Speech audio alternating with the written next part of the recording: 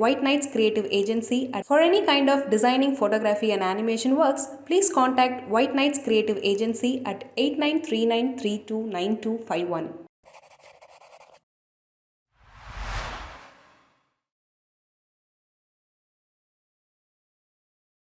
எல்லோருக்கும் வணக்கம். இந்து தமிழ் திசை நாளிதழ் சார்பாக தமிழகமெங்கும் நடைபெற்று வந்த வாசிப்பு திருவிழாவினுடைய இறுதி அங்கமாக இந்த நிகழ்வு ஏற்பாடு செய்யப்பட்டிருக்கிறது. இதற்கு என்னை அழைத்து சிறப்பித்த இந்து நாளிதழ் குழுமத்திற்கும் இந்த கல்லூரிக்கும் இங்கு வந்து உரையை கேட்பதாக வந்திருக்கக்கூடிய மாணவர்களுக்கும் அனைத்து நல்ல உள்ளங்களுக்கும் என் அன்பையும் வணக்கத்தையும் தெரிவிச்சுக்கிறேன். தமிழினுடைய இதழிகள் வரலாற்றில் தமிழ் இந்துவுக்கு வந்து ஒரு தனி இடம் இருக்கிறது. இவர்களுக்கு முன்பு இவர்களுக்கு பின்பு என்று நாம் அதை பிரித்து கொள்ளலாம். குறிப்பாக சொல்வதாக இருந்தால் அந்த 10 ஆண்டு காலத்தில் இந்து தமிழ் நாளிதழில் வெளியான புத்தக விமர்சனங்கள் அறிமுகங்களுடைய எண்ணிக்கையை எடுத்தால் குறைந்தபட்சம் ஒரு 5000 இருக்கும். வேறு எந்த நாளிதழும் இவ்வளவு நூல்களை அறிமுகம் செய்திருக்க முடியாது, விமர்சனம் போட்டிருக்க முடியாது, அந்த எழுத்தாளர்களை அழைத்து அவர்களுடைய நேர்காணல்களை வெளியிட்டிருக்க முடியாது. உலக அளவில் நான் படிக்கக்கூடிய மிக முக்கியமான நாளிதழ்களில் இணைப்பு இதழ்களாக அவை வெளியாகும். 8-10 பக்கங்கள் இலக்கியத்துக்கு ஒதுக்குவார்கள். ஒரு முக்கிய பரிசு பெற்றால் அவருடைய நேர்காணல் 2 பக்கங்களுக்கு தொடர்ச்சியாக வரும். அந்த மரபை தமிழில் அறிமுகம் செய்த பெருமை இந்து நாளிதழுக்குத்தான் உண்டு. அத்தோடு அவர்கள் வெளியிடுகிற நடுப்பக்க கட்டுரை என்பது நாளிதழ் வரலாற்றில் அவ்வளவு நீண்ட நடுப்பக்க கட்டுரைகளை நாம் பார்த்திருக்க மாட்டோம். பண்பாடு சார்ந்து, அரசியல் சார்ந்து, சமகால விஷயங்கள் தொடர்ந்து தமிழினுடைய யாராவது ஒரு முக்கிய படைப்பாளியோ ஆளுமையோ இறந்து விட்டால் ஒரு முழு பக்க அளவிற்கு அவர்களுக்கு அஞ்சலி செலுத்திய முதல் இதழே தமிழ் இந்து தான். அப்படி அந்த தமிழ் இந்துவுக்கு ஒரு பெருமை இருக்கிறது. அவர்கள் அதை தொடர்ச்சியாக செய்கிறார்கள். பொதுவாக ஒரு நாளிதழ் என்பது அதனுடைய விற்பனையை வைத்து, இன்னும் சொல்லப்போனால் அதுக்கு கிடைக்கக்கூடிய விளம்பரங்களை வைத்து தான் அதை நடத்துவார்கள். ஆனால் இந்த இரண்டையும் அவர்கள் பெரிதாக கருதவில்லை. இந்த பண்பாட்டிற்கு, தமிழ் மக்களுக்கு, தமிழர்கள் மேன்மை அடைவதற்கு ஏதாவது செய்ய வேண்டும் என்ற ஒரு பணியை இதழில் செய்கிறார்கள். அதன் ஒரு அங்கமாகத்தான் நான் இந்த விழாவையும் பார்க்கிறேன். ஏன் ஒரு பத்திரிகை வாசிப்பை முன்னெடுக்க வேண்டும் என்றால், அந்த பத்திரிகைக்கென்றே வாசகர்கள் இருக்கிறார்கள். அந்த பத்திரிகையை தொடர்ந்து சந்தா கட்டி படிக்கிறார்கள். ஊருக்கு அவர்களுக்கான விற்பனை பிரதிநிதிகள் இருக்கிறார்கள். ஆனால் அவர்கள் வாசிப்பை மாணவர்களிடம், கல்லூரி மாணவர்களிடம், பள்ளி மாணவர்களிடம், இளம் தலைமுறையிடம் உருவாக்க வேண்டும் என்பதற்காக இப்படி ஒரு நற்செயலை செய்கிறார்கள் என்றால், அந்த பத்திரிகைக்கு தமிழர்களுடைய நலம் குறித்த ஒரு பார்வையும் அக்கறையும் இருக்குது. அது போற்றுதலுக்குரியது. இந்த பணியை முன்னெடுத்து வரக்கூடிய தமிழ் இந்து நாளிதழுடைய ஆசிரியர் அசோகனுக்கும் அவருடைய ஆசிரியர் குழுவுக்கும் நான் ஒரு எழுத்தாளனாக என் மனம் நிறைந்த பாராட்டுக்களை தெரிவிச்சுக்கிறேன். என்னோடு இந்த மேடையை பகிர்ந்து கொள்ளக்கூடிய என் அருமை நண்பர் இறையன்பு அவர்களோடு ஒரு மேடையில் பேசுவது என்பது எனக்கு மிக மகிழ்ச்சியானது. அதுவும் ஒரு சிறப்பு என்ன அப்படின்னா, ஒரு ஆட்சியாளராக இருந்தவர், தமிழ்நாட்டினுடைய தலைமைச் செயலாளராக இருந்தவர், மிகப்பெரிய பொறுப்பு அது.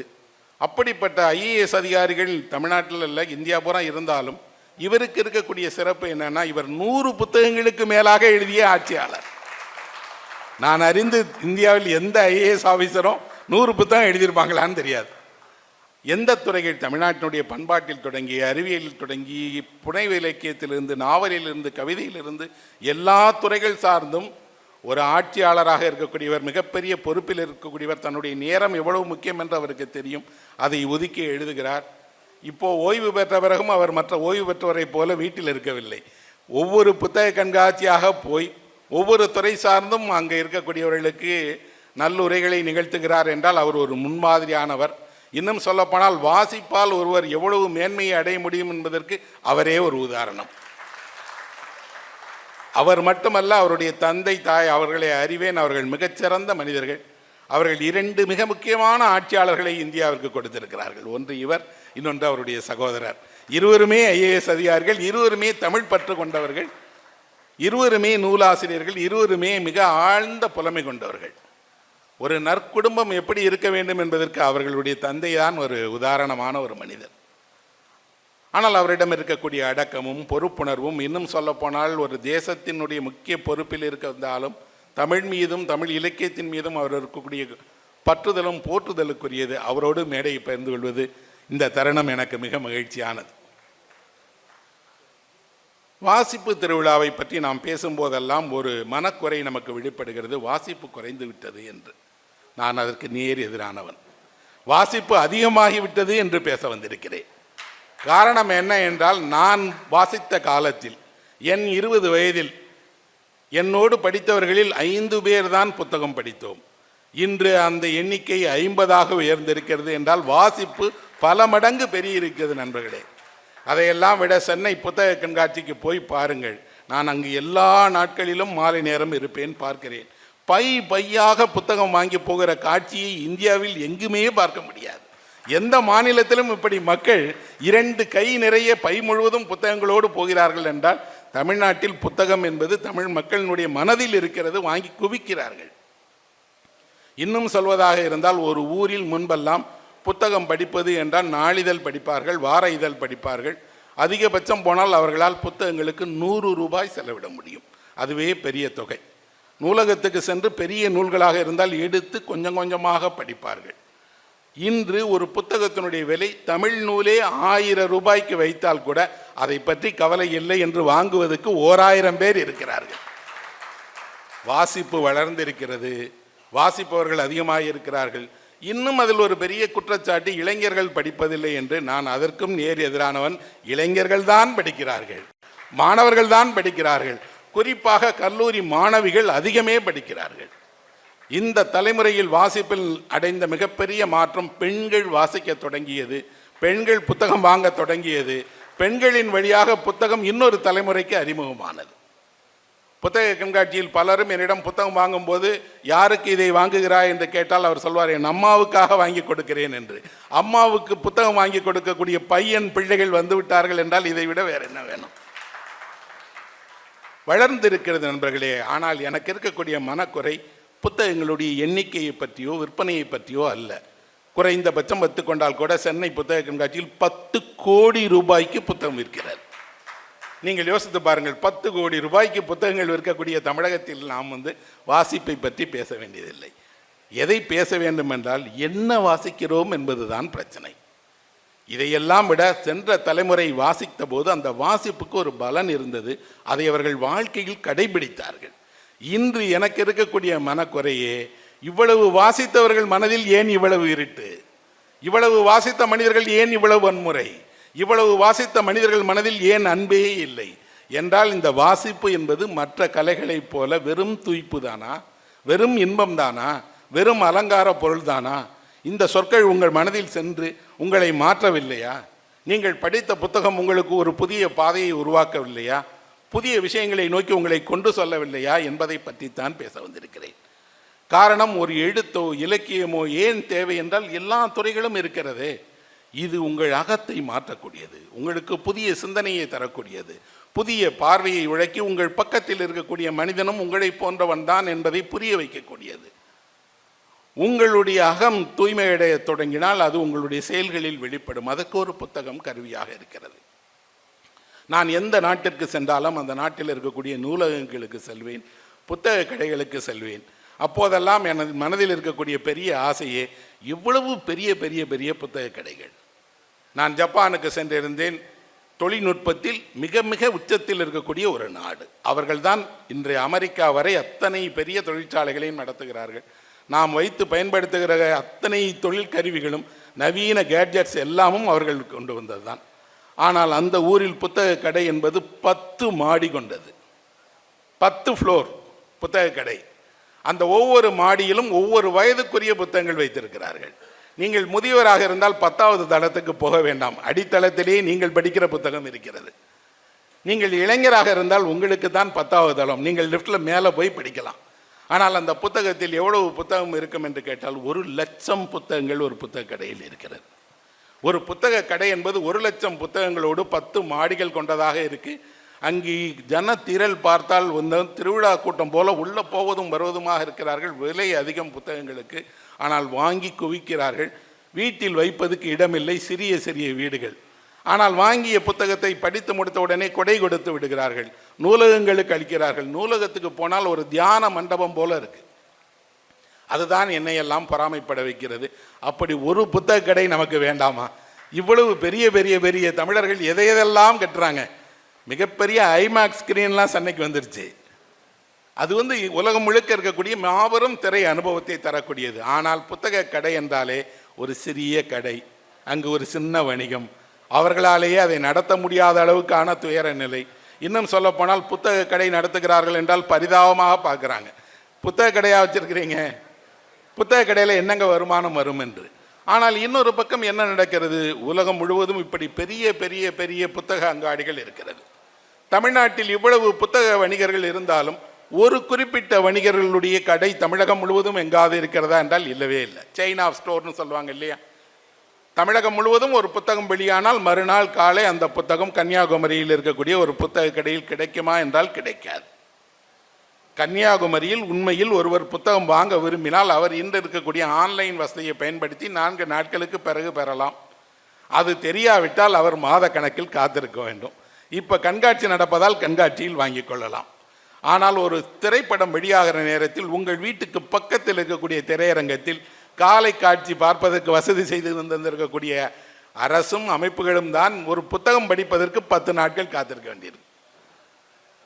கேப்ரியல் கார்சியா மார்க்வெஸ் என்ற நோபல் பரிசு பெற்ற எழுத்தாளருடைய நாவல் பரிசு பெற்றது என்று அறிந்து எக்ஸ்பிரஸ் பேப்பரில் அந்த நியூஸ் பார்த்த உடனே அந்த புக்கை வாங்குவதற்கு நான் போய் கேட்டேன்.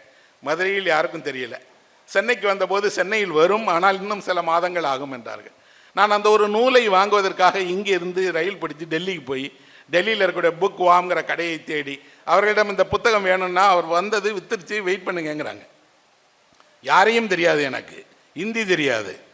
நான் ஒரு புத்தகம் வாங்க வேண்டும் என்பதற்காக அந்த புத்தகத்தை போல 3 மடங்கு விலையை செலவு செய்து ரயிலில் போய் காத்திருந்து அந்த புத்தகத்தை வாங்கி ரயிலில் படிக்க தொடங்கினால் ஒரு வரியும் புரியல. ஆனால் அதுக்கு ஏன் நோபல் பரிசு கொடுத்திருக்கிறார்கள்? எப்படி புரிந்து கொள்வது? நானாக படிக்கிறேன், நண்பர்களிடம் கொடுத்து படிக்க வைக்கிறேன். அப்புறம் கேட்டபோது அவர்கள் சொன்னார்கள், நீங்கள் லத்தீன் அமெரிக்காவினுடைய அரசியலை தெரிந்து கொள்ள வேண்டும், அவர்களுடைய பண்பாட்டை தெரிந்து கொள்ள வேண்டும், இந்த எழுத்தாளனுடைய வேறு படைப்புகளை படிக்க வேண்டும் என்று வழிகாட்டுகிறார்கள். படிக்க தொடங்கிய பிறகு தெரிகிறது அதற்கு ஏன் நோபல் பரிசு கிடைத்தது என்று. இன்றைக்கு அந்த நாவல் தமிழிலேயே வெளியாகி இருக்கிறது. நேரடியாக ஒருவர் அந்த நாவலை தமிழிலேயே படிக்கலாம். படித்திருக்கிறார்கள். ஆனால் அந்த நாவல் ஏன் கொண்டாடப்படவில்லை? உலகமே ஒரு நோபல் பரிசு ஒரு நாவலுக்கு கொடுத்து கொண்டாடப்பட்டாலும் நாம் ஏன் கொண்டாடப்படவில்லை என்றால், நமக்கு எல்லா பொருட்களைப் போல புத்தகமும் ஒரு நுகர்வு பொருளாகிவிட்டது, சந்தை பொருளாகிவிட்டது. இன்னும் சொல்லப்போனால் அதை வாங்கி அடுக்குவதற்கு மனம் இருக்கிறது, படிப்பதற்கு இன்னும் சொல்லப்போனால் படித்ததை வாழ்க்கையில் பயன்படுத்துவதற்கு நமக்கு இடைவெளி அதிகமாகிட்டே இருக்கு. இந்த செல்போன் பயன்படுத்துகிறவர்கள் நாம் மட்டுமல்ல, உலகம் முழுவதும் பயன்படுத்துகிறார்கள். ஆனால் அவர்கள் தான் புத்தகம் படிக்கிறார்கள். அவர்களுக்கு இந்த செல்போனை எப்போ பயன்படுத்தணும்னு தெரியுது, எப்படி பயன்படுத்தணும்னு தெரியுது. நான் அங்கே இருந்து ஹிரோஷிமாவிற்கு டோக்கியோவிலிருந்து ரயிலில் பயணம் செய்கிறேன். 4 மணி நேரம் அந்த பயணத்தில் என்னுடைய ரயிலில் ஒரு 1000 பேர் போகிறோம் என்றால் அதில் ஒரு 800 பேர் கையில் புத்தகம்.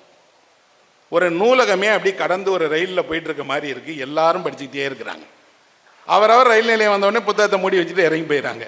அவர்கள் தானே நம்ம கையில் வச்சிருக்கக்கூடிய செல்ஃபோனை கண்டுபிடிச்சவங்க. அவர்கள் தான் நம்மிடம் தொழில்நுட்பத்தை அறிமுகம் செய்தவர்கள்.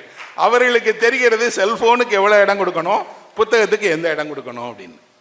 இதையெல்லாம் தாண்டி இந்த நம்ம செல்ஃபோனை பயன்படுத்தும் போது இதில் ஒரு முக்கியமான செயலி இருக்குது, கூகுள். இதில் ஒரு முக்கியமான இது இருக்குது, என்னன்னா மைக்ரோசாஃப்டினுடைய அப்ளிகேஷன்ஸ் இருக்குது.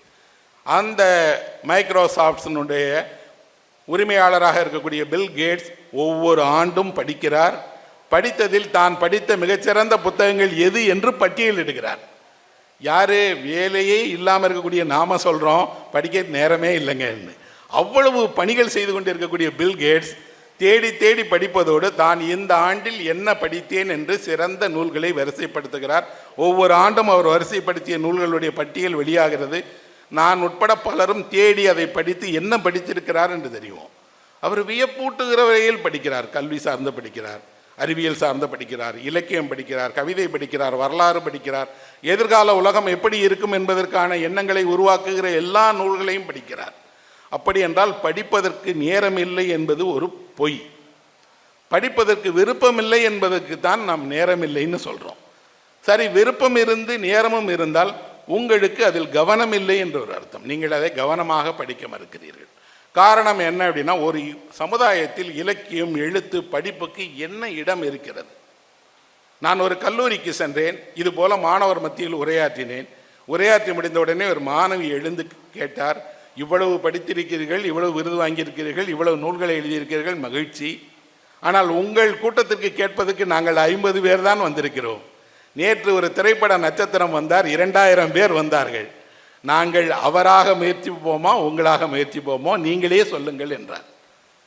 நான் சிரித்தபடியே சொன்னேன், இதே விழாவிற்கு 5 ஆண்டுகளுக்கு முன்பு வந்த நடிகர் இப்போது எங்கே இருக்கிறார் என்று கேட்டேன். ஆனால் உங்கள் கல்லூரி 5 ஆண்டுகளுக்கு முன்பு என்னையே அழைத்தது, எனக்கு முன்பு பிரபஞ்சனை அழைத்தது, அவருக்கு முன்பு அசோகமித்திரனை அழைத்தது. நாங்கள் இருந்து கொண்டே இருக்கிறோம். அவர் வருவார், புகழால் அடையாளப்படுத்தப்படுவார், கொண்டாடப்படுவார். புகழ் மறைந்தவுடனே அவரிடம் காலியாகிவிடும். திருவள்ளுவருக்கோ கம்பனுக்கோ பரணருக்கோ இளங்கோவடிகளுக்கோ இடம் காலியாகாது. அந்த இடம் நிரந்தரமானது. அப்படி என்றால் உங்களுக்கு ஆதர்சமாக இருக்கக்கூடியது இலக்கியம்தான், எழுத்து தான், எழுத்தாளர்கள் தான், சிந்தனையாளர்கள் தான் என்று உங்கள் மனதில் ஆழமாக அந்த சிந்தனை படைய வேண்டும். என்னவாக விரும்புகிறாய் என்று கேட்கக்கூடியவர்களில் ஒருவர் கூட எழுத்தாளராக விரும்புகிறார் என்று பள்ளியில் சொன்னதாக நான் கேட்டதே இல்லையே. டாக்டர் ஆகணும், இன்ஜினியர் ஆகணும், ஐஏஎஸ் ஆகணும், ஐபிஎஸ் ஆகணும், நல்லது, ஆகுங்கள், சேவை செய்யுங்கள். ஆனால் உங்களுக்கு ஏன் ஒரு கலைஞன் உங்கள் மனதில் எதிர்காலத்தில் அவனாக வேண்டும் என்று விரும்பவில்லை என்றால் அதற்கு காரணம் அவனுக்கு ஊதியம் இல்லை என்பதுதான் முதல். இன்னொன்று, அவருக்கு ஒரு சமுதாயத்தில் அந்தஸ்து இல்லை. அவரை சமூகம் முதன்மையான மனிதராக கொண்டாடுவது இல்லை. அதை அவர்கள் எதிர்பார்ப்பதும் இல்லை. எந்த கலைஞனும் பாராட்டிற்காகவோ அங்கீகாரத்திற்காகவோ தனக்கு கிடைக்கக்கூடிய மரியாதைகளுக்காகவோ எழுதுவதும் இல்லை. என்றால் அது ஒரு பண்பாட்டினுடைய செயல்பாடு. நான் என் முன்னோடி படைப்பாளிகளுடைய தொடர்ச்சி. அவர்கள் ஒரு பந்தத்தை இவ்வளவு தூரம் ஏந்தி வந்தார்கள், நான் கொஞ்சம் தூரம் ஓடுகிறேன், நான் இன்னொருவரிடம் கொடுப்பேன், அவர் கொண்டு ஓடுவார். இது 2000 வருடமாக அந்த பந்தம் ஒரு ஒலிம்பிக்கில் கொண்டு போகிறது மாதிரி கொண்டு போகப்பட்டு கொண்டே இருக்கிறது. இந்த பணிக்கு அங்கீகாரம் என்ன இருக்குது? ஒரு அங்கீகாரம் தேவையில்லை. ஆனால் மக்கள் மனதில் அந்த அங்கீகாரம் இருக்குது. அவர்கள் எப்போதும் மதிக்கிறார்கள், கொண்டாடுகிறார்கள். என்றால் நாம் இந்த மகத்துவத்தை பிள்ளைகளுக்கு, இளம் தலைமுறையினருக்கு புரிய வைக்க வேண்டும். புரிய வைக்க வேண்டும் என்றால் அவர்களுக்கு என்ன தெரியவில்லை? வகுப்பறை என்பது பாடம் சொல்லித்தரக்கூடிய இடம்தான், உண்மைதான். ஆனால் அதே வகுப்பறையில் தான் நல்ல ஆசிரியர்கள் பாடத்துக்கு வெளியே எனக்கு போல நிறைய பேருக்கு எவ்வளவோ சொல்லிக் கொடுத்தார்கள். ஒரு ஆசிரியர் நம் மனதில் நல்ல ஆசிரியராக இடம்பெற்றிருப்பது அவருடைய அறிவால் மட்டுமல்ல, அவர் காட்டுகிற அன்பால். எந்த ஆசிரியர் உங்களை தொடுகிறாரோ அவர் அறிவில் சிறந்த ஆசிரியரை விட மேலானவர். நம்ம மேலே கை போட்டு வாடா அப்படின்னு சொல்லி டீ குடிக்க கூட்டிகிட்டு போகிற ஒரு ஆசிரியர் சிறந்த ஆசிரியரை விட நெருக்கமாக இருக்கிறார். காரணம், அன்பு காட்டுகிறார், அக்கறை செய்கிறார். இலக்கியம் அதைத்தான் சொல்லுகிறது. அப்படின்னா நான் படித்த இலக்கியத்திற்கு மிக முக்கியமான காரணம், நல்ல ஆசிரியர்களால் நான் உருவாக்கப்பட்டேன். எல்லா சபையிலும் சொல்லுவேன், என் ஆசிரியர்களுக்கு வணக்கம். சுப்புலட்சுமி என்ற ஒரு ஆசிரியர் தான் எனக்கு என்னுடைய முதல், நான் 1ஆம் வகுப்பில் சேரும்போது ஆனாவண்ணா சொல்லிக் கொடுத்தவர். அவர் எழுத ஆரம்பிக்கும் போதே சொல்வார், கையை பிடித்து கொண்டு தான் எழுதுவார். எழுதும்போது எழுத்து என்றால் சித்திரம் போல் இருக்க வேண்டும். எழுதி முடிச்சுட்டா அது ஒரு ஓவியம் போல இருக்கணும், இருக்கக்கூடாது. அந்த ஆனாவை நாம் எப்போது எழுதத் தொடங்கினாலும் அந்த சுப்புலட்சுமி டீச்சருடைய கையும் சேர்ந்து தான் இயங்குகிறது. என்றால் என் எழுத்துக்கு பின்னால் அவர் இருக்கிறார் இல்லையா?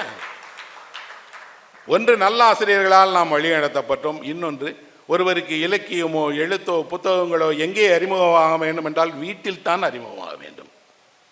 உங்களுக்கு எந்த வயதில் புத்தகம் உங்கள் கைக்கு வந்தது? எது நீங்கள் படித்த முதற் புத்தகம்? எப்போது புத்தகம் வாங்குவதற்காக உங்கள் வீட்டில் யாராவது ஒருவர் ஒரு சிறு பணமாவது கொடுத்தார்களா? அந்த வகையில் நானெல்லாம் ஒரு அதிர்ஷ்டசாலி. என் தந்தை எனக்கு சிறு வயதிலே புத்தகம் வாங்குவதற்கு என்று 2 ரூபாயிலிருந்து 5 ரூபாயிலிருந்து 50 ரூபாயிலிருந்து 500 ரூபாய் வரை கொடுத்தார்.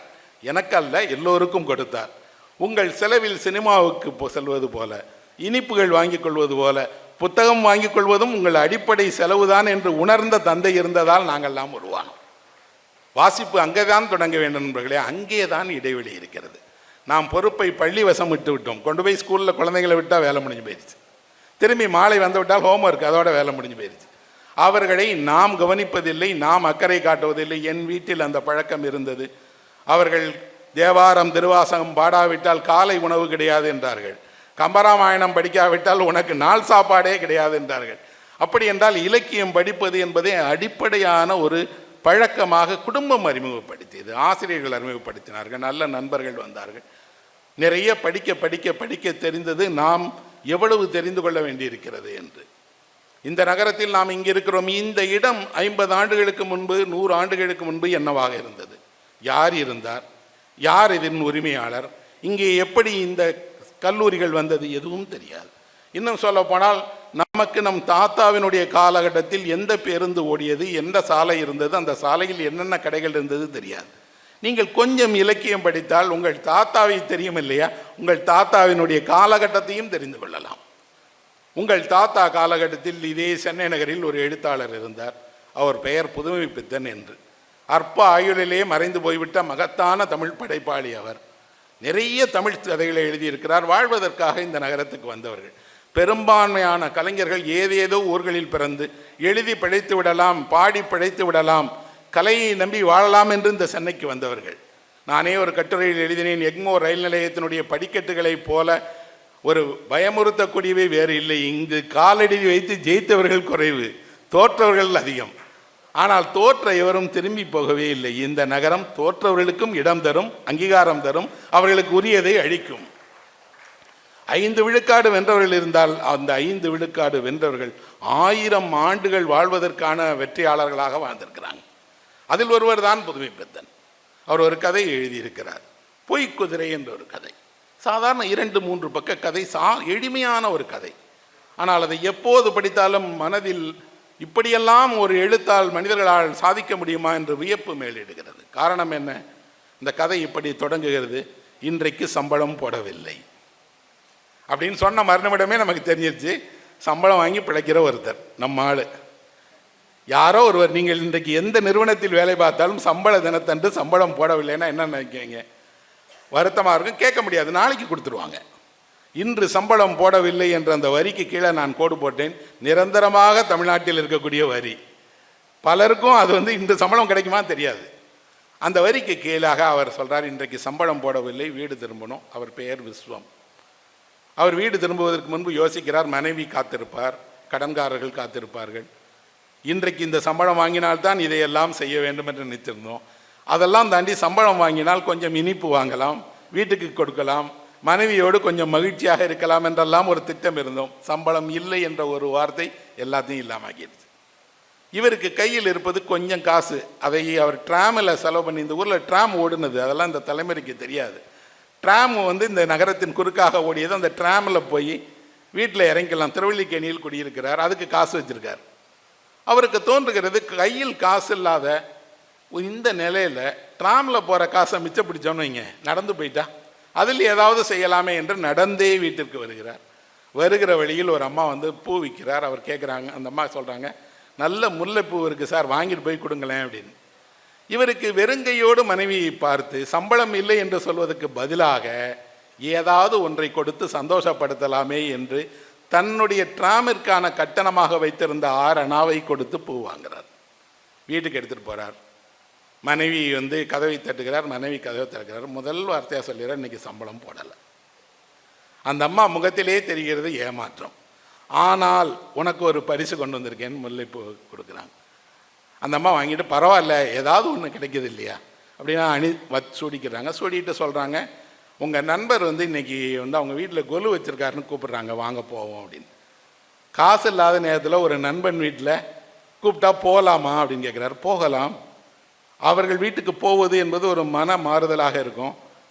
இன்னொன்று, எல்லாரும் வருவாங்க, கொஞ்சம் நேரம் பேசிகிட்டு இருக்கலாம், விருந்தும் உண்டு என்று சொன்னார்கள் அப்படின்னு. அப்போ போகலாம் அப்படின்னு கணவனும் மனைவியும் நண்பர் வீட்டுக்கு போகிறாங்க. கொலு வைத்திருக்கிறார்கள், நிறைய நண்பர்கள் வர்றாங்க, எல்லோரும் இருக்கிறாங்க. இவர் போகிறார். போன உடனே நண்பன் கோச்சிக்கிறான், என்னடா முன்னாடியே வர வேணாமா அப்படின்னு. இன்றைக்கி என் சம்பள நாள் அப்படின்னு. அப்போ நிறையா வாங்கியிருப்பியே அப்படின்னு. போடலை அப்படின்னு சொல்கிறான். பரவாயில்லடா நாளைக்கு போட்டுருவாங்கல்ல அப்படின்னு சொல்லிட்டு அந்த வீடு இயல்பாக இருக்குது. அப்போது அவருடைய மனைவியை பாட சொல்லுகிறார்கள். ஒரு எதிர்பார்ப்பில் காத்திருந்த, சம்பளம் கிடைக்காது என்று கணவன் கொண்டு வராத மனநிலையில் வேறு வழியே இல்லாமல் கொலு வீட்டுக்கு போனால் உங்களால் பாட முடியுமா? அந்த அம்மாவுக்கு பாட தயக்கம். ஆனால் சொல்கிறவர்களோ விருந்தினர். பாடுறேன்னு பாடுறாங்க, பாதி பாட்டில் பாட்டு வரல. இவரை பார்த்து சொல்கிறாங்க, நீ தான் விஸ்வம் நல்லா பாடுவியே, பாடு அப்படின்னு. விஸ்வத்திற்கும் காசு இல்லாதவனுடைய பாட்டு எப்படி கேட்கும்? ஒரு மனிதனுடைய மனதில் சந்தோஷம் இல்லை என்றால் அவன் பாட்டில் அந்த மகிழ்ச்சி வெளிப்படுமா என்ன? காசு இல்லையே, பாடலாமா? பாடுகிறான், நல்லா பாடுறான். எல்லாரும் பாராட்டுறாங்க. பாடிட்டு அந்த மனைவியை பார்த்து சொன்னாங்க, இன்னொரு பாட்டு பாடுமா அப்படின்னு. மனைவிக்கு பசி, காசு இல்லை, வீட்டுக்கு போகணும், நேராகிடுச்சு, எல்லாம் தாண்டி இன்னொரு பாட்டு பாடலான்னு நினைக்கும் போது அந்த வீட்டு நண்பனே சொல்கிறான், பரவாயில்ல எல்லாரும் சாப்பிடுவோம் வாங்க அப்படின்னு. சில நண்பர்கள் விடைபெற்று போயிடுறாங்க. இருக்கிற நண்பர்களுக்கு உணவு பரிமாறுகிற போது இவன் நண்பனுடைய மனைவி சொல்கிறாங்க இவங்களை பார்த்து, அக்கா நீங்களும் எங்கள் கூட பரிமாறுங்கக்கா, நாம் அவங்க சாப்பிடட்டும் அப்படின்னு.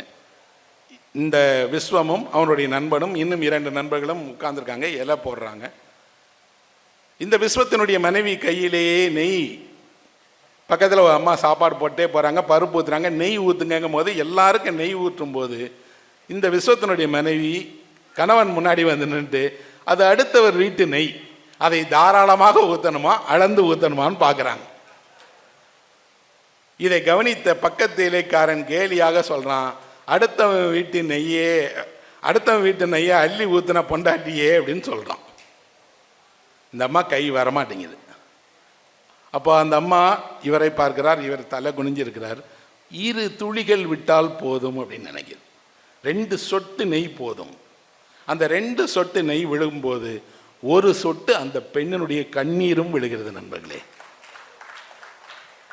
அந்த 1 சொட்டு கண்ணீர் விழுந்த நெய்யை பிசைந்து சாப்பிடுகிற போது அந்த மனிதன் ஒன்றுமே சொல்லலை, அமைதியாக சாப்பிட்றான். அந்த அம்மா அப்படி வேகமாக போயிடுறாங்க, வீட்டுக்கு திரும்பி வந்துடுறாங்க. வீட்டுக்கு திரும்பி வந்த பிறகு அந்த மனைவி தான் நிராசையாக ஒரு இடத்தில் போய் நின்று, இப்படி தன் கையில் நெய்யே இருந்தால் கூட கணவனுக்கு கொடுத்தால் குற்றமாகிவிடுமேங்கிற நிலைக்கு தள்ளப்பட்டார்களேன்னு அழுகிறா அப்படின்னு. ஒரு பொய் குதிரை தான் இந்த வாழ்க்கை. இந்த கதை எழுதப்பட்டு ஒரு 50-60 ஆண்டு காலம் ஆயிடுச்சு. ஆனால் ஒரு துளி கண்ணீர் நெய்யில் விழுகும்போது அந்த இடம் இருக்கு இல்லையா, அதை ஒரு இலக்கியத்தை தவிர உலகத்தில் வேறு எதனாலுமே எழுத முடியாது. அந்த தருணம் வாய்த்த அந்த தம்பதியினருக்கு வாழ்க்கையில் அதன் பிறகு எல்லா இன்பங்களும் வந்திருக்கும், எல்லா பணமும் சம்பாதித்திருக்கலாம். ஆனால் அந்த அவமானத்தினுடைய ஒரு துளி கண்ணீர் விழுந்த உணவை மறக்கவே முடியாது. இந்த வாழ்க்கையைத்தானே நம்முடைய தந்தையும் தாயும் மூதாதையர்களும் அனுபவிச்சிருக்கிறாங்க. இன்றைக்கு நமக்கு எவ்வளவு உணவு என்றால் சீரழிகிற உணவு. நீங்கள் கல்யாண வீட்டுக்கு போனீங்கன்னா அவ்வளவு வீணடிக்கிற உணவை பார்த்தே இருக்க மாட்டோம். அவ்வளவு உணவு, எந்த இரவிலும் உணவு கிடைக்கிறது. எந்த உணவையும் நீங்கள் எப்போது வேண்டுமானாலும் வேண்டி சாப்பிடலாம். உங்கள் வீட்டு வாசலிலே கொண்டு வந்து தர தயாராக இருக்கிறார்கள். ஆனால் கொஞ்சம் நீங்கள் பின்னாடி பார்த்தால் உங்கள் தாத்தா காலத்தில் தான் அந்த பெண்ணினுடைய கண்ணீர் நெய்யில் விழுந்தது. இலக்கியம் ஏன் தேவை என்றால், இந்த மானுட அறத்தை ஒரு தலைமுறை புரிந்து கொள்ளாவிட்டால் அவர்கள் மனதில் அன்பு இருக்காது, அவர்களுக்கு இந்த பெண்மையினுடைய மகத்துவம் புரியாது. இன்னொன்று, உங்களை உருவாக்கியவர்கள் யார் என்று அவர்களுக்கு தெரியாது. அவர்களுக்கு இன்று செலவழிக்கக்கூடிய பணம் என்பது யாரோ கஷ்டப்பட்டு, யாரோ படித்து, யாரோ படிக்க வைத்து உருவாக்கியவர்களுடைய பணம் தான் இது என்பது புரியாது. இலக்கியம்தான் நண்பர்களே இப்படி மனிதர்களுடைய மனதை துல்லியமாக காட்டுகிறது. இந்த கதையில் எங்கேயுமே எந்த சமூக விமர்சனத்தையும் சொல்லலை. ஒரு நடுத்தர மனிதனுடைய வாழ்க்கையை சொல்லுகிறார். பாட்டு பாடுறாங்க. அதில் ரொம்ப அழகாக இன்னொரு இடம் எழுதியிருக்கார் புதுமை பித்தன். இந்த கொலு வீட்டில் ஒரு சின்ன குழந்தை ஓடி வந்து இவர்கிட்ட பக்கத்தில் உட்காந்துட்டு, எனக்கு ஏதாவது வாங்கி கொடுங்களேன் அப்படின்னு சொல்லுது. இவர்கிட்ட காசு இல்லை. என்ன வாங்கி கொடுக்க? பிஸ்கட் வாங்கி கொடுங்க மாமா அப்படின்னு கேட்குது. என்னிடம் காசு இல்லை, பிஸ்கட் வாங்கி தர முடியாதுன்னு ஒரு குழந்தைகிட்ட எப்படி சொல்லுவீங்க? அவர் இதை மறைப்பதற்காக குழந்தையிடம் சில வேடிக்கை கதைகளை சொல்லி வேறு விளையாட்டு பொருட்களை கொடுத்து கவனத்தை திருப்புகிறார்னு ஒரு வரி எழுதியிருக்கிறார். நீங்கள் தோத்து போகிற இடம் பெரும்பாலும் குழந்தைகள் முன்னால் தான். குழந்தைகள் யோசிக்கும் போது நீங்கள் தோற்று போகிறீர்கள். உங்களுடைய இயலாமை எப்போது உச்சம் அடைகிறது என்றால், குழந்தைகள் கேட்டு தருவதற்கு பணம் இல்லாத போதுதான் நீங்கள் உச்ச நிலையை அடைகிறீர்கள். ஒரு 2 பக்க கதையின் வழியாக ஒரு எழுத்தாளனால் ஒரு வாழ்க்கையை, குழந்தைகளை, சந்தோஷத்தை, இழப்பை எல்லாவற்றையும் சொல்லிவிட முடிகிறது என்றால், நீங்கள் பார்த்த எந்த திரைப்படத்திலும் இப்படி ஒரு காட்சி இருக்காது. அது படித்தால் படித்தவருடைய மனதை தொடாது. அந்த கண்ணீர் உங்கள் தட்டில் வந்து விடாது. அதுதான் எழுத்தினுடைய மாயம். ஏன் இலக்கியம் 2000 வருடங்களாக இவ்வளவு பெரிய சேர சோழ பாண்டிய மன்னர்களுக்கெல்லாம் அடையாளம் இல்லாமல் போய்விட்டு இலக்கியம் மட்டுமே இருந்திருக்குன்னா, இந்த இலக்கியம் மனிதனை பாடுகிறது, மனித வாழ்க்கையை பாடுகிறது, மனித துயரங்களை பேசுகிறது, மனிதர்கள் எதையெல்லாம் வென்றார்கள், எதையெல்லாம் எழுந்தார்கள் என்ற கதையை சொல்லுகிறது. நம் காலத்தில் எழுத்தாளனாக இருப்பது என்பது ஒரே நேரத்தில் ஒரு பக்கம் மிகப்பெரிய சுதந்திரம், இன்னொரு பக்கம் மிகப்பெரிய அவமானம். 2க்கும் நடுவில் அந்த தட்டு மாறி மாறி ஊசலாடிக்கொண்டே இருக்கிறது. ஆனால் உலகில் அப்படித்தான் எழுத்தாளர்கள் இருக்கிறார்களா என்றால் இல்லை. ஒரு தமிழ் சமூகம் தராத பல மரியாதையை வேறு வேறு தேசங்களில் வேறு வேறு எழுத்தாளர்கள் பெறுகிறார்கள், அடைகிறார்கள்.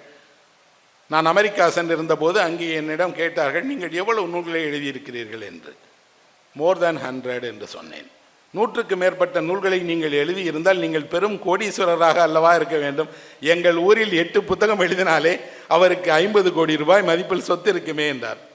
நான் வேடிக்கையாக சொன்னேன், நாங்கள் அப்படி எழுதி சம்பாதிப்பவர்கள் அல்ல, எங்களுக்கு தரப்படக்கூடிய ராயல்டி என்பது ஒரு ராயலான டீ தான் என்று சொன்னேன். அவர் சிரித்தார். ஆனால் உண்மையில் என்ன என்றால் அந்த பணம் அல்ல, ஆனால் அந்த அங்கீகாரம், அதற்கான இடம், அந்த அவர்களுக்கு கிடைக்கக்கூடிய அங்கீகாரம் இருக்கிறது. அப்படி ஒரு நூலை இப்போ சமீபத்தில் படித்தேன். அந்த எழுத்தாளர் யான் மார்ட்டின் என்ற ஒரு எழுத்தாளர் லைஃப் ஆஃப் பை என்ற ஒரு நாவல் எழுதியிருக்கிறார். புதுச்சேரியை மையமாக கொண்டு எழுதப்பட்ட ஒரு ஆங்கில நாவல், புக்கர் பரிசு பெற்ற நாவல், திரைப்படமாக வெளியாகி ஆஸ்கார் விருது பெற்ற ஒரு நாவல். அவருக்கு தமிழர்களை நன்றாக தெரியும், தமிழ் மக்களை பற்றி அடிக்கடி பேசிக்கொண்டிருக்கக்கூடிய ஒரு கனடிய எழுத்தாளர். அவர் ஒரு புத்தகம் எழுதியிருக்கிறார், வித்தியாசமான புத்தகம். என்ன அப்படின்னா, அந்த ஊரினுடைய பிரதமராக இருக்கக்கூடிய ஸ்டீஃபன் ஹார்பர் என்று சொல்லப்படக்கூடிய பிரதமருக்கு எழுதிய 101 கடிதங்கள் என்ற ஒரு புத்தகம். அந்த புத்தகம் 2 வெளியீடாக வந்திருக்கிறது. ஸ்டீஃபன் ஹார்பர் இப்போது என்ன படித்து கொண்டிருக்கிறார் அப்படின்னு ஒரு புத்தகமாகவும் 101 கடிதங்கள் கொண்ட புத்தகமாகவும் வந்திருக்கு. என்ன 101 கடிதங்கள் கொண்ட புத்தகம் என்றால், ஒரு நாட்டின் பிரதமருக்கு ஒரு எழுத்தாளர் எழுதிய கடிதம். இந்த நாட்டினுடைய கனடாவில் வசிக்கக்கூடிய யான் மார்ட்டின்ங்கிற எழுத்தாளர் அந்த நாட்டின் பிரதமருக்கு ஒரு நாள் முடிவு செய்கிறார், அவருக்கு ஒரு புத்தகத்தை பரிசாக அனுப்பி வைப்பது. என்ன புத்தகம்? தனக்கு விருப்பமான, பிரதமர் படிக்க வேண்டும் என்று நினைக்கிற ஒரு புத்தகத்தை வாங்கி படித்து அந்த புத்தகத்தை ஒரு பையிலிட்டு கூடவே ஒரு குறிப்பு வைக்கிறார். இந்த புத்தகம் ஏன் முக்கியமானது, இதை ஏன் ஒரு பிரதமர் படிக்க வேண்டும், அப்படி படிப்பதன் வழியாக இந்த நாட்டிற்கு என்ன நல்லது கிடைக்கும் என்பதுக்கு ஒரு பக்கம் குறிப்பு வைக்கிறார். குறிப்பை வைத்துட்டு ஒரு சிறு துண்டு சீட்டு வைக்கிறார். அந்த எழுத்தாளர் யார், எந்த ஊரை சேர்ந்தவர், எத்தனை நூல்களை எழுதியிருக்கிறார் என்று அந்த எழுத்தாளரை பற்றிய சுய விவரத்தையும் ஒரு சிறு குறிப்பு வைக்கிறார். இப்படி 101 புத்தகங்களை அவர் ஸ்டீஃபன் ஹார்பர்னு சொல்லப்படக்கூடிய பிரதமருக்கு அனுப்புகிறார்.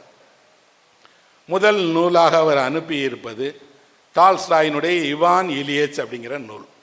அந்த நூலை ஏன் ஒரு கனடா பிரதமர் படிக்க வேண்டும் அப்படின்னா, அதிகாரத்தில் இருக்கக்கூடிய அனைவரும் படிக்க வேண்டிய புத்தகம். இன்னும் சொல்லப்போனால், நீங்கள் எப்போதெல்லாம் உங்கள் வாழ்க்கையை திரும்பி பார்க்க நினைக்கிறீர்களோ நீங்கள் படிக்க வேண்டிய புத்தகம். இவான் இலியட்ஸ் என்பவர் ஒரு நீதிபதியாக இருக்கக்கூடியவர்.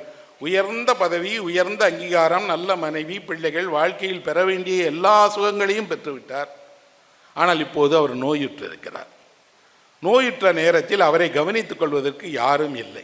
வீட்டில் உள்ளவர்களுக்கெல்லாம் என்ன பயம்னா, அவர் நோய் நமக்கு வந்துருச்சுன்னா, எல்லாம் தாண்டி அவருக்கு ஒரு உண்மை புரிகிறது, உங்கள் வலிகளை நீங்கள் தான் அனுபவிக்க வேண்டும். உங்கள் பணம் உங்கள் வலியை போக்கிவிடாது, உங்கள் நோயை போக்கிவிடாது, உடன் இருக்காது. மனைவி, பிள்ளைகள் எல்லாரும் அவர் இறந்து போவதை பற்றி கவலைப்பட்டால் அவர்கள் நினைக்கிறாங்க, செத்தா என்ன நமக்கு, அவர் தான் இவ்வளோ பணம் விட்டுட்டு போகிறார்ல, இவ்வளோ வசதிகள் இருக்கேன்னு நினைக்கிறார்களே தவிர அவர் இல்லையே என்று வருந்த ஒருவரும் இல்லை. ஆனால் அந்த வீட்டில் வேலை பார்க்கக்கூடிய ஒரு வேலைக்காரன் ஒவ்வொரு முறையும் அவர் வந்தால் காலை அமுக்கி விடுகிறான், ஆதரவாக உட்கார்றான், படுத்துக்கோங்கன்னு சொல்லி முதுகை அமுக்கி விடுகிறான். அவருக்கு தோன்றுகிறது, ஒரு வேலைக்காரன் காட்டுகிற பரிவை ஏன் பிள்ளைகளோ மனைவியோ காட்டலை? அவர்கள் என்னிடம் எதையோ எதிர்பார்க்கிறார்கள், இவன் சம்பளத்தை தவிர எதையும் எதிர்பார்க்கல. ஆனால் இவன் சம்பளத்திற்காக வேலை செய்யவில்லை, உண்மையே பரிவோடு இருக்கிறான். அப்போ அவங்க மனைவி பிள்ளைகளை தனியாக அழைத்து பேசும்போதெல்லாம் அவர்கள் மனதிலும் அன்பு இருக்கிறது, அளவாக இருக்கு.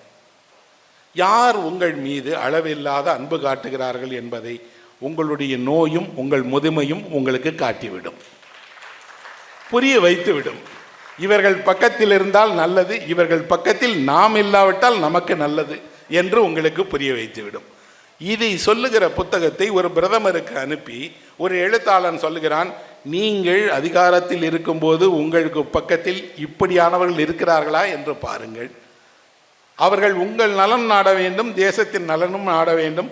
அவர்கள் உங்கள் அருகில் இல்லாவிட்டால் இந்த நூல் உங்களுக்கு வழிகாட்டும் என்று அனுப்புகிறார். ஒவ்வொரு நூல் அனுப்பப்படும் போதும் பிரதமர் அலுவலகத்திலிருந்து ஒரு கடிதம் வருகிறது. அது பிரதமர் அனுப்புகிற கடிதம் அல்ல, அவருடைய அலுவலகத்திலிருந்து ஒரு ஊழியர் அனுப்புகிற கடிதம். உங்கள் புத்தகம் கிடைத்தது, நன்றி. அதற்கு மேலே ஒன்றுமே இல்லை. இரண்டாவது கடிதத்தில் யான் மார்ட்டின் எழுதுகிறார், ஒரு புத்தகத்தை பெற்றுக்கொள்வதற்கு கூட நேரம் இல்லாமல் பிரதமர் என்ன செய்கிறார்னு தெரியல. ஒரு தேசத்தின் பிரதமருக்கு 1000 வேலைகள் இருக்கும், நான் அறிவேன், எனக்கே இவ்வளவு வேலை இருக்கே. ஆனால் அந்த பிரதமர் இந்த புத்தகத்தை கையில் வாங்கி கொண்டேன் என்று ஒரு வரி சொன்னால் நான் எவ்வளவு மகிழ்ச்சி அடைப்பேன். ஒரு எழுத்தாளர் அனுப்பிய புத்தகத்தை பிரதமரே வாங்கி கொள்கிறாரே என்று. பரவாயில்லை, ஆனாலும் நீங்கள் இந்த புத்தகத்தை படியுங்கள் என்று அவருக்கு அடுத்த புத்தகம் அனுப்புகிறார். இப்படி 101 புத்தகங்கள் அனுப்புகிறார். 5 முறை அவருக்கு பிரதமர் அலுவலகத்திலிருந்து கடிதம் வந்திருக்கிறது. எல்லாம் 2 வரி கடிதங்கள். ஆனால் இவர் 101 புத்தகங்களை பற்றியும் மதிப்பீடு செய்து ஒவ்வொரு பக்கம் எழுதினார் இல்லையா, அது உலகம் முழுக்க வாசிக்கப்பட்டது, உலகம் முழுக்க கொண்டாடப்பட்டது. வேறு வேறு நாடுகளிலிருந்தெல்லாம் அவருக்கு பாராட்ட கடிதம் வந்தது. இவர் அந்த பிரதமரை சந்திக்கக்கூடிய தருணமே வந்தது. அப்போது அவரிடம் இதை கேட்கலாம் என்றால் அவர் தான் ஒரு புக்கம் வாங்கவே இல்லை, படிக்கவே இல்லையே. கேலியாக ஒரு புத்தகம் எழுதும் போது சொல்கிறார், உங்களுக்கு நேரம் இல்லை என்று தெரியும், உங்கள் உதவியாளர்களுக்கு கூட நேரம் இல்லை, அவர்கள் படித்து இந்த புத்தகத்தை பற்றி 2 வரி எழுதலாமே என்று. இந்த 101 புத்தகங்களை நான் ஒரே இந்த ஒரு புத்தகத்தை மட்டுமே ஒரு மாணவனிடம் சொல்லுவேன், நீங்கள் இந்த ஒரு புத்தகத்தை படியுங்கள். இதில் இருக்கக்கூடிய அந்த 101 புத்தகங்களையும் வாங்குங்கள். அந்த 101 புத்தகங்களையும் படியுங்கள். உங்களுக்கு 100 ஜன்னல் உள்ள கதவு திறந்தது போல உங்கள் மனதிற்கு வரக்கூடிய அன்பும் வெளிச்சமும் அளவில்லாமல் இருக்கும். அவர் எல்லாம் நம்ம ஊரில் இருக்கக்கூடிய புத்தகங்கள்லேருந்து எல்லாத்தையும் அந்த நாட்டு பிரதமருக்கு அனுப்புகிறார். 2 செயல்கள் அங்கே முக்கியமாக இருக்கிறது. ஒரு எழுத்தாளன் ஒரு பிரதமருக்கு தருவதற்கு அவனிடம் இருப்பது புத்தகங்கள் தான், வேறு அவனிடம் எதையும் தர முடியாது. இன்னொன்று, அவர் பணிந்து அன்போடு அவருக்கு அனுப்புகிறார், நீங்கள் தானே எங்களை வழிநடத்துகிறீர்கள், நீங்கள் தானே இந்த தேசத்தை ஆளுகிறீர்கள், நீங்கள் உங்களுக்கு விருப்பமான புத்தகம் எது என்று சொன்னால் நாங்கள் ஆசையாக படிக்க மாட்டோமா என்று சொல்லிவிட்டு பிரதமருக்கு கொஞ்சம் சர்க்காஸ்டிக்காக சுட்டி காட்டுவது போல ஒரு கடிதம் எழுதுகிறார். உங்களை விடவும் பெரிய பிரதமர் ஒருவர் இருக்கிறார், அவரை ஜனாதிபதி என்பார்கள், அவர் அமெரிக்காவினுடைய ஜனாதிபதி பராக் ஒபாமா. அவர் தான் எல்லா புத்தகத்தையும் படிக்கிறார், படித்ததோடு படித்த புத்தகங்களை பற்றி பத்திரிகையிலேயே எழுதுகிறார். எழுதியதோடு ஒபாமா எந்த எழுத்தாளரை படித்தாரோ வர வைத்து வெள்ளை மாளிகையில் விருந்து கொடுத்து சிறப்பு செய்து அனுப்புகிறார். அவரும் உங்களைப் போல பொது வாழ்க்கையில் தானே இருக்கிறார். எனக்கு இதை படித்த போது வேடிக்கையாக இருந்தது. இப்படி நாம் யாராவது ஒருவருக்கு அனுப்பினால் இன்று நம் மீது போலீஸ் விசாரணை தான் வரும். எதற்காக புத்தகம் அனுப்புகிறாய், யார் நீ, அந்த புத்தகம் எதை பற்றியது என்று. டெமோக்ரஸி என்று சொல்லப்படக்கூடிய ஜனநாயகத்தினுடைய மிகப்பெரிய சிறப்பு என்ன என்றால், நீங்கள் அங்கே அந்த தேசத்தை ஆள்பவர்களுக்கு நேரடியாக கடிதம் எழுதலாம், ஆலோசனைகள் சொல்லலாம், பரிந்துரைக்கலாம், பரிசுகள் தரலாம். அதை அவர்கள் பெற்றுக்கொண்டு அதற்கு இணையான ஒன்று பதிலை அளிப்பார்கள். கடைசியாக யான் மார்ட்டிலே ஒரு விடுதி சொல்லுகிறார், நீங்கள் இப்படியெல்லாம் பதில் எழுதியிருக்கலாம் பிரதமர் அவர்களே என்று பதில் எழுதுகிறார். அதுதான் எழுத்தாளர். எப்படி என்றால், ஒரு புத்தகத்தை சொல்லி அவர் சொல்லுகிறார், இதை எனக்கு முழுவதும் படிக்க மனமில்லை, நேரமில்லை, 5 பக்கம் படித்தேன், ஆனால் அதில் ஒரு அற்புதமான வரி வந்திருக்கிறது, இந்த வரியை எனக்கு கொடுத்த உங்களுக்கு நன்றி யான் அப்படின்னு எழுதலாமே. ஒரு தேசத்தின் எழுத்தாளனாக இருப்பவன் என்பவன் அந்த தேசத்தின் பிரதிநிதியாக இருக்கிறான். இன்று ரஷ்ய எழுத்தாளர்கள் அந்த ரஷ்ய நாட்டினுடைய பிரதிநிதியாக இருக்கிறார்கள். ஒரு டால்ஸ்டாயும் டாஸ்டாவஸ்கியும் செக்காவும் துர்கனேவும் ரஷ்ய எழுத்தாளர்கள் அல்ல, அந்த தேசத்தின் அடையாளம் அவர்கள். அந்த தேசத்தை ஆண்ட மாபெரும் சக்கரவர்த்திகள் இருந்தார்கள். ஜார் மன்னனில் தொடங்கி லெனினிலிருந்து ஸ்டாலினிலிருந்து குருஷேவிலிருந்து மிகப்பெரிய ஆளுமைகள் அதை ஆண்டிருக்கிறார்கள். ஆனால் அவர்கள் அல்ல உலகிற்கு ரஷ்யாவை அடையாளம் காட்டியது எழுத்தாளர்கள்.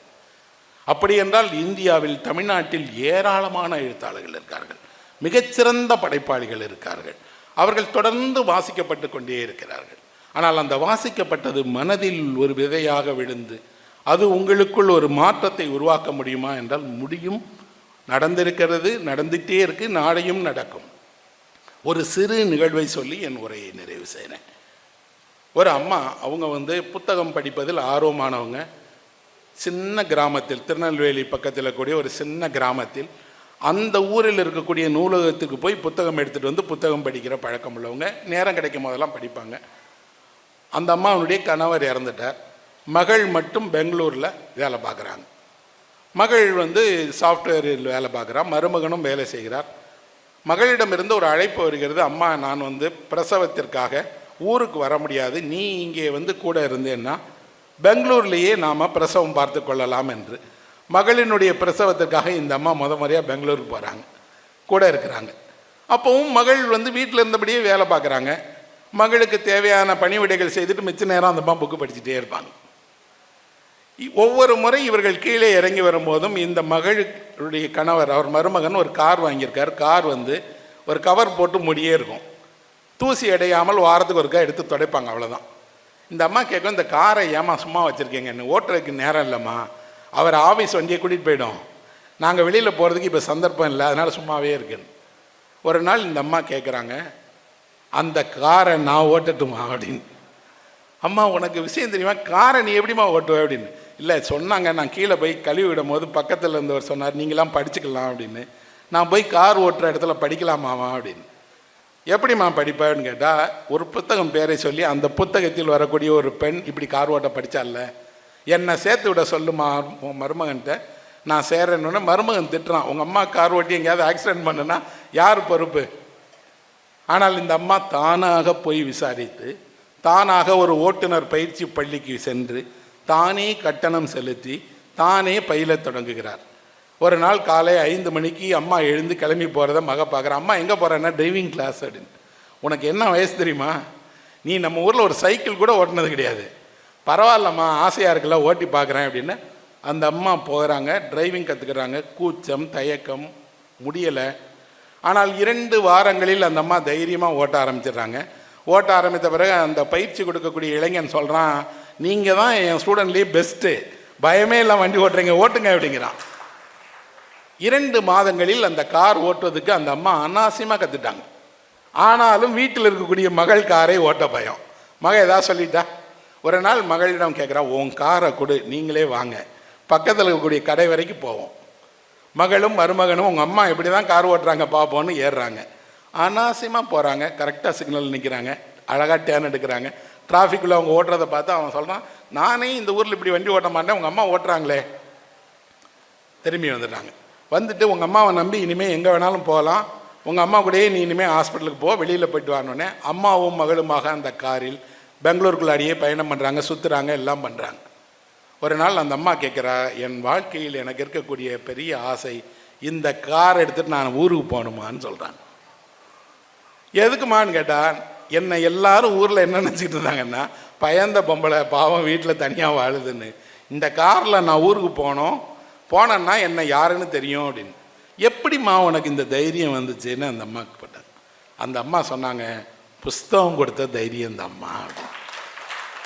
இந்த தைரியம் உலகம் தரவில்லை, உடனிருந்தவர்கள் தரவில்லை. அந்த அம்மா படித்த புஸ்தகம் அந்த அம்மா மனதில் ஒரு தைரியத்தை கொடுத்துருக்கு. கார் ஓட்டுவது என்பது ஒரு கலை, பயிற்சி. முடிந்தால் நீங்கள் 2 மாதம் 3 மாதத்தில் கற்றுக்கொள்ளலாம். ஓட்டிட்டாங்க. ஓட்டினது இல்லாமல் அடுத்த முறை இந்த மகனையும் மகளையும் வைத்துக்கொண்டு மைசூர் போகிறாங்க. போகிற வழியில் ஒரு இடத்துல அவர்களுக்கு எப்படி பார்வை மாறிடுச்சு பாருங்கள். போகிற வழியிலெல்லாம் யார் யார் டிரைவர்னு பார்க்குறாங்க. ஒவ்வொரு வாகனத்திலும் டிரைவர் யார், என்ன மேக்கு, என்ன வண்டி, எது புதுசாக வந்திருக்கு, ரோட்டில் என்னென்ன கார் ஓடுது எல்லாம் தெரியுது. போயிட்டு இருக்கும்போதே அந்த அம்மா சொல்கிறாங்க, 512 ஒன்று போச்சு போல இருக்கேன்னு. அது டிரைவர்களுடைய மொழி, அந்த அம்மாவுக்கு தெரியுது. இன்னொரு இடத்தில் ஒரு வண்டியை நிறுத்தும் போது டிரைவர் வந்து சொல்கிறான், கரெக்டாக ரிவர்ஸ் எடுத்து விட்றீங்க நீங்கள் தான் அப்படின்னு.